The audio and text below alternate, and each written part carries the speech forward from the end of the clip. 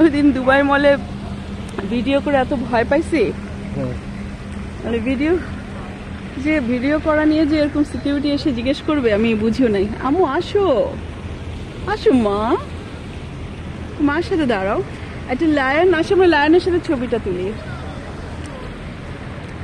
হারুন আর arena যখন আসে তখন আমরা রুটিন করে আজমান দিয়ে একবার আসবোই। আজমান ভিজিটে আসছি, এটা হচ্ছে চায়না মল।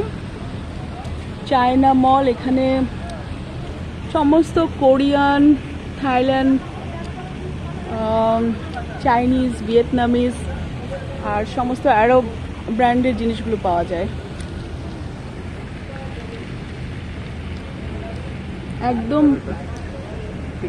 একদম ভরা বিকেল, মানে আর ঘন্টাখানেক পরে সূর্য ডুবে যাবে।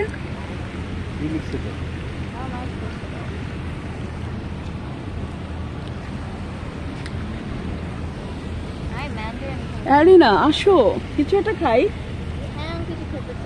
আসো না মা, কাপড় দেখতে যাবো আমরা। এই যে এখানে বাচ্চাদের রাইড আছে,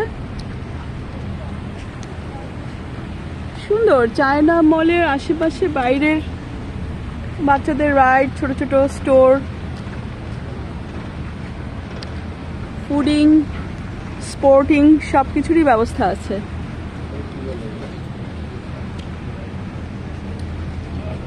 এটা হচ্ছে আজমান চায়না মল। তো এখানে বাইরে যে ছোট ছোট দোকানগুলো আছে, ওখানে জুস, চা, স্ন্যাক্স, মিন্স বার্গার, শর্মা সব কিছু আছে।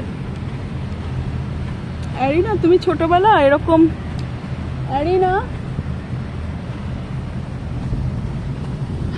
এখন কোনো আগ্রহী নাই। আর ছোটবেলা এরকম প্লেগ্রাউন্ডে আসলে সে এই যে এরকম যে কি বলে স্পঞ্জি চেয়ার, তারপর রাইড, এগুলোতে ওঠার জন্য পাগল হয়ে যেত। আম্মু এদিকে আসো না। অ্যারিনা ছোটবেলা এগুলোতে ওঠার জন্য পাগল হয়ে যেত, তুমি মনে আছে মা? স্প্রিং ডেলে তুমি এগুলো দেখলে আগে তুমি এগুলাতে উঠবা। কি নাম এটা বলো? কিছু একটা রাইড।